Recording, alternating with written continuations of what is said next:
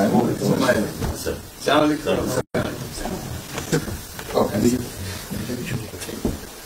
ভালো লাগছে আমাকে শরীর ভালো আছে আপনার শরীর ভালো আছে চলছে আমি বুঝতে পারছি কঠিন অবস্থা আম্মা সালাম জানিয়ে আমাকে অসংখ্য অসংখ্য অনেক সালাম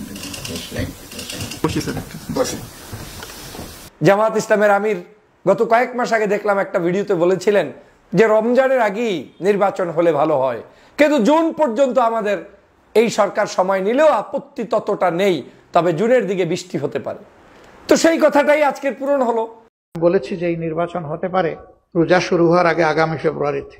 আমি আবারও বলছি নির্বাচন হতে পারে রোজা শুরু হওয়ার আগে আগামী ফেব্রুয়ারিতে। আমরা বলছি যে সরকারের প্রধান উপদেষ্টা বলেছেন এই বছরের ডিসেম্বর অথবা আগামী বছরের জুনের মধ্যে ইলেকশন দেবেন। আমরা তার কমিটমেন্টে তিনি ঠিক আছেন এটা দেখতে চাই। আর আমাদের ভিউ হচ্ছে যে এটা রমজানের আগেই শেষ হয়ে যাওয়া দরকার।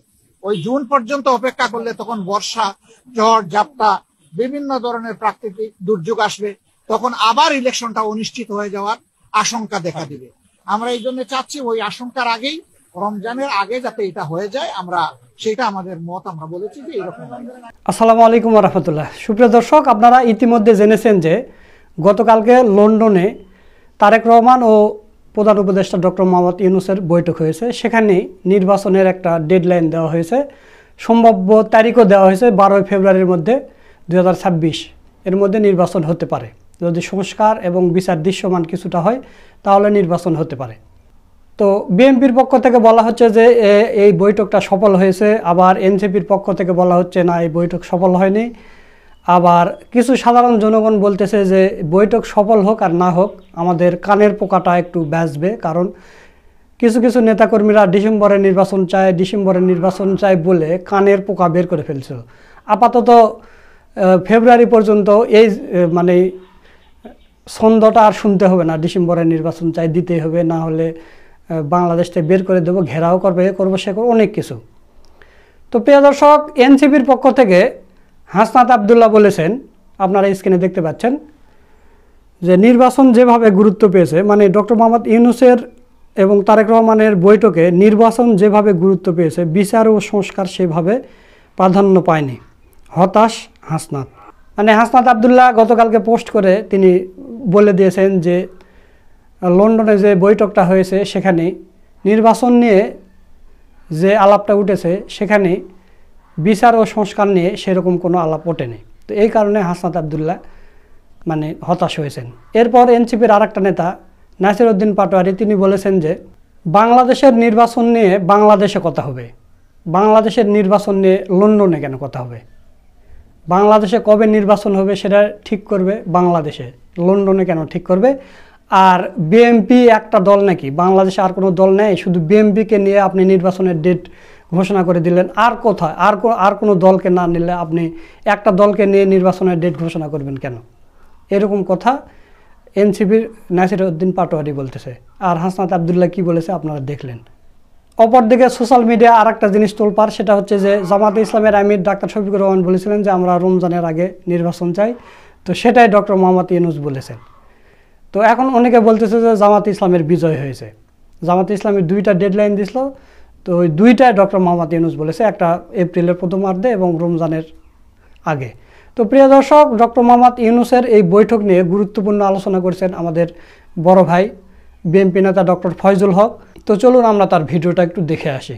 রমজানের পূর্বেই 12 ফেব্রুয়ারি অনুষ্ঠিত হতে পারে আসন্ন জাতীয় সংসদ নির্বাচন। বাংলাদেশে নির্বাচনকে কেন্দ্র করে বেশ আলোচনা সমালোচনা টানাপেরন চলতেছিল গত কয়েক সপ্তাহ পর্যন্ত। বিশেষ করে বাংলাদেশ জাতীয়তাবাদী দলের আহ্বান ছিল নির্বাচন করতে হবে ডিসেম্বরের মধ্যেই। অন্যদিকে বাংলাদেশের অন্যতম রাজনৈতিক দল জামাত ইসলাম বলেছিলেন জুনের মধ্যে করলে আপত্তি নেই, তবে রমজানের আগে ফেব্রুয়ারির মাসের দিকে করলে তাদের পরামর্শ হচ্ছে সেটা হলেই ভালো হয়। ইসলামী আন্দোলন বাংলাদেশ চরমনায়ের পীর সাহেবের দল তারা বলেছিলেন জুনের মধ্যেই সংস্কার কার্যক্রম শেষ করে প্রধান উপদেষ্টা নির্বাচন করবেন বলে তারা তার উপরে আস্থা রেখেছেন। তথা এই 3টি দল বাংলাদেশের যেহেতু সর্বশ্রেষ্ঠ বড় দল, যাদের 300 আসনে প্রার্থী দেওয়ার যোগ্যতা আছে, সেই দলগুলোর আলোচনা সমালোচনার মধ্যেই নতুন করে এখন বৈঠক অনুষ্ঠিত হলো। আজকের অন্তর্বর্তীকালীন এই যে সরকার রয়েছে, এই সরকারের প্রধান উপদেষ্টা ডক্টর মোহাম্মদ ইউনূসের সাথে বাংলাদেশের অন্যতম বড় রাজনৈতিক দল বাংলাদেশ জাতীয়তাবাদী দলের ভারপ্রাপ্ত চেয়ারম্যান জনাব তারেক রহমানের সাথে। আপনারা জানেন যে তারেক রহমান যেহেতু বাংলাদেশে উপস্থিত নেই, সে কারণে যতগুলো বৈঠক অনুষ্ঠিত হয়েছে সবগুলো বৈঠকেই বিএনপির ভারপ্রাপ্ত চেয়ারম্যান অংশগ্রহণ করার সুযোগ পাননি। সুযোগ পেয়েছে দলের সেক্রেটারি জেনারেল সহ, মহাসচিব এবং সিনিয়র নেতৃবৃন্দ সহ অন্যান্য জাতীয় নেতৃবৃন্দ।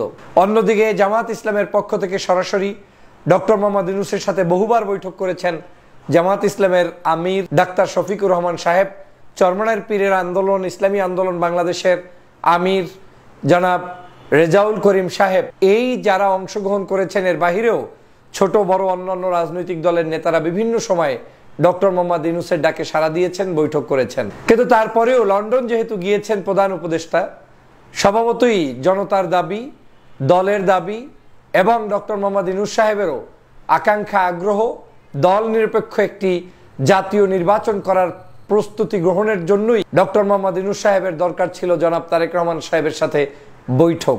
এই বৈঠকের মধ্য দিয়ে যেটা প্রমাণ হয়েছে, আমরা জাতীয় ঐক্যমতে পৌঁছতে পেরেছি।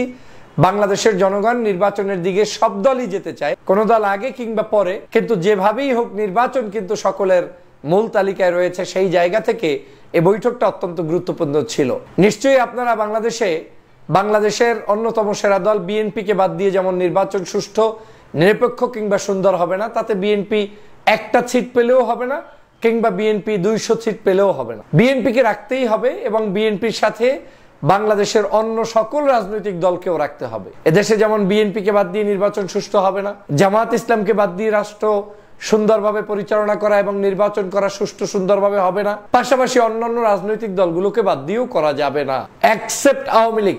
আওয়ামী লীগকে বাংলাদেশ জনগণের এই জায়গায় জনগণ আওয়ামী লীগকে চিরদিনের জন্য মুছে দিয়েছে এবং তারা সেই 5ই আগস্টই নাই হয়ে গিয়েছে। অতএব যেই দলটি নাই হয়ে গিয়েছে তাকে নিয়ে আমাদের কোনো চিন্তার কারণ নেই, আলোচনারও কোনো যুক্তিকতা নেই। কিন্তু ওই দলটির বাহিরে যারা রয়েছে তাদের মধ্যে ঐক্যবদ্ধ হওয়া, ঐক্যমত থাকা এবং বাংলাদেশের রাজনীতিতে তাদের প্রভাব থাকা, এটা আমাদের গণতন্ত্রের জন্য অত্যন্ত গুরুত্বপূর্ণ ছিল। আমি প্রায়ই বলতাম যে নির্বাচন হতে পারে, সে নির্বাচনে বিএনপি একটি জোট হিসেবে নির্বাচন করতে পারে, একা একা নির্বাচন করতে পারে, জামাত চরমনাই সহ তারা একটি জোট হয়ে নির্বাচন করতে পারে, এর সাথে অন্যান্য রাজনৈতিক দল করতে পারে, কোনো সমস্যা নেই। কিন্তু নির্বাচনে যাই কিংবা যখন যাই সেটা আমার ভিন্ন আলোচনা, কিন্তু আমাদের মধ্যে ঐক্যবদ্ধ থাকতে হবে। আমাদের ঐক্যবদ্ধ থাকতে হবে হাসিনার সকল কূটচালের বিরুদ্ধে, ষড়যন্ত্রের বিরুদ্ধে। এই সরকার যারা বসেছে, ডক্টর মোহাম্মদ ইউনূস তিনি আমাদেরই সরকার, আমরা তাকে বসিয়েছি, তিনি আমাদের শত্রু নয়। কিন্তু আমরা কারো ফাঁদে পাড়া দিয়ে তাকে শত্রু বানাতে গিয়ে, তার পদত্যাগ পর্যন্ত কামনা করতে গিয়ে আমরা বাংলাদেশের আগামী দিনের গণতন্ত্রকে নস্যাৎ করারই ফাঁদে কেউ কেউ হয়তো অংশগ্রহণের সুযোগ করেছিলেন। কিন্তু সেই জায়গা থেকে মহান রবের স্পেশাল রহমতে আমরা আবার কিন্তু তরাই উতরাই পাড়ি দিয়ে নতুন পথে ধাবিত হচ্ছি এবং গণতন্ত্রের পথেই চলছি। এবং সেজন্য আমি ধন্যবাদ জানাই বাংলাদেশের বর্তমান সরকারের প্রধান উপদেষ্টা ডক্টর মোহাম্মদ ইউনূস সহ অন্তর্বর্তীকালীন সরকারের বিভিন্ন দায়িত্বপ্রাপ্ত ব্যক্তিবর্গদেরকে। আমি ধন্যবাদ জানাই বাংলাদেশ জাতীয়তাবাদী দলের ভারপ্রাপ্ত চেয়ারম্যান জনাব তারেক রহমান সাহেবকে, ধন্যবাদ জানাই তার দল সহ বাংলাদেশের বিভিন্ন রাজনৈতিক দলের যে সকল নেতাকর্মীরা রয়েছেন তাদের সবাইকে। আমাদেরকে সহনশীল হতে হবে, আমাদেরকে যে কোনো একটি জায়গায় গিয়ে আমাদেরকে ঐক্যবদ্ধ হতেই হবে, না হয় এই দেশকে ফ্যাসিবাদ আবার নতুন করে মাথাচাড়া দিয়ে দেশটাকে ধ্বংস করতে তারা ভূমিকা পালন করবে। প্রিয় ভাইরা আমার, আপনারা জানেন শেখ হাসিনার ভাষা থেকেই স্পষ্ট যে শেখ হাসিনা বাংলাদেশে অনৈক্য চায়। তিনি কিন্তু কয়েকদিন আগে বলেছিলেন তোমরা এই কাজটি করো না, তার নেতাকর্মীদেরকে, যে এটা করলে বিএনপি জামাত এক হয়ে যেতে পারে। তার মানে তার ভয় হচ্ছে যে যদি এই কাজগুলো তার নেতাকর্মীরা করে তাহলে বিএনপি জামাত এক হয়ে যাবে, আর বিএনপি জামাত এক হয়ে গেলে বাংলাদেশে আবার আওয়ামী লীগের দুর্দশা বয়ে আসবে। সে কারণে তারা এই ষড়যন্ত্র ফাঁকতে চায়, কিন্তু আমি এই ষড়যন্ত্রের মধ্যে কাউকেই ঢুকতে নিষেধ করার আহ্বান জানাই। শেখ হাসিনার ষড়যন্ত্রে যারাই পাড়া দিবেন তারাই ধ্বংস হবেন, বরং বাংলাদেশের জন্য আমাদের দরকার ঐক্য, ঐক্য, ঐক্য। আমরা নির্বাচন ভিন্ন করতে পারি, আমরা দল ভিন্ন করতে পারি, কিন্তু আওয়ামী লীগের ইস্যুতে আমাদের ঐক্যবদ্ধ থাকতে হবে এবং এই সরকারকে আমাদের টিকিয়ে রাখতে হবে। সরকার আজকে যে নির্বাচনের তারিখ ঘোষণা করেছে, আপনি দেখেন ঘুরে ফিরে কিন্তু আমরা আমাদের জায়গায় আছি, সরকারও কিন্তু সরকারের জায়গায় আছে, রাজনৈতিক দলগুলোও কিন্তু একটু সম্মান নিয়ে বেঁচে আছে। এটাই রাজনীতির সৌন্দর্যতা। রাজনীতিতে শেষ কথা বলতে কোনো কিছু নেই। আজ আমি বলে দিয়েছি কালকেই নির্বাচন, না এটা হবে না। আবার আমি বললাম কালকে দিব না, না সেটাও হবে না। আমাদেরকে সমন্বয় করতে হবে। জামাত ইসলামের আমির গত কয়েক মাস আগে দেখলাম একটা ভিডিওতে বলেছিলেন যে রমজানের আগেই নির্বাচন হলে ভালো হয়, কিন্তু জুন পর্যন্ত আমাদের এই সরকার সময় নিলেও আপত্তি ততটা নেই, তবে জুনের দিকে বৃষ্টি হতে পারে। তো সেই কথাটাই আজকের পূরণ হলো যে আজকের জুনের দিকে করার প্রয়োজন কি? বিএনপিও তো একই কথা বলছে, বৃষ্টি বাদল ঝড় ঝাপটা সেই সময় আমাদের নির্বাচনের প্রয়োজন নেই, আমরা নির্বাচনটা একটু আগে করতে পারি।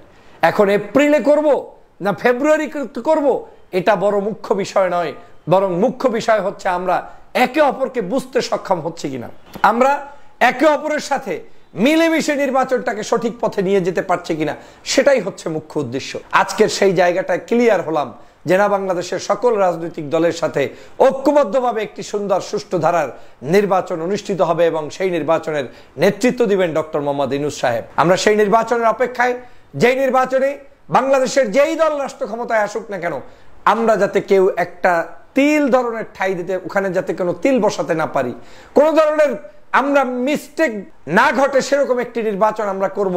এবং ডক্টর মোহাম্মদ ইউনূস কিন্তু সেই কথাই বারবার বলে যাচ্ছে। অতএব সেই নির্বাচনে কোনো একক দল ক্ষমতায় আসবে কিংবা দুইজন মিলে আসবে কিংবা কে আসবে না আসবে, সেটা আমরা এখনই বলার চূড়ান্ত অধিকার রাখি না। জনগণ সিদ্ধান্ত নিয়ে দেবে যে কারা নির্বাচনে নির্বাচিত হবে। কিন্তু আমরা ফেব্রুয়ারির মধ্যে এই যে নির্বাচনের তফসিল ঘোষণা হতে পারে বলে ধারণা, আমার ধারণা 12ই ফেব্রুয়ারি সম্ভবত নির্বাচন অনুষ্ঠিত হয়ে যেতে পারে। কারণ আমরা রমজান কিন্তু সম্ভবত 20 তারিখের পরে, মানে ফেব্রুয়ারির শেষ দিকেই শুরু হয়ে যাবে।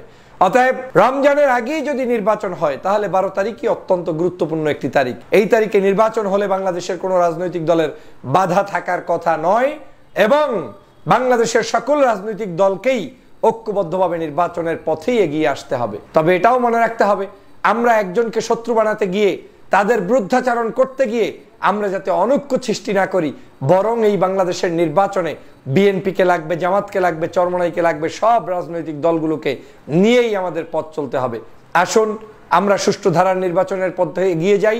বিএনপির পক্ষ থেকে ইতিমধ্যেই এই আলোচনাকে অত্যন্ত ঐতিহাসিক গুরুত্বপূর্ণ বলে মন্তব্য করেছেন জনাব তারেক রহমান সাহেব এবং বাংলাদেশে বিএনপির মহাসচিব ইতিমধ্যেই বলেছেন আমরা ভুলভাল এর আগে ছোটখাটো যে ধরনের বক্তব্য মন্তব্য করেছি সেগুলো থেকেও আমরা বের হয়ে আসব এবং নতুন বাংলাদেশ বিনির্মাণের জন্য জাতীয় ঐক্যমত গঠন করে একটি সুষ্ঠু ধারার নির্বাচনের পথে এগিয়ে যাব এবং তিনি এই সরকারকে ধন্যবাদ জানিয়েছেন।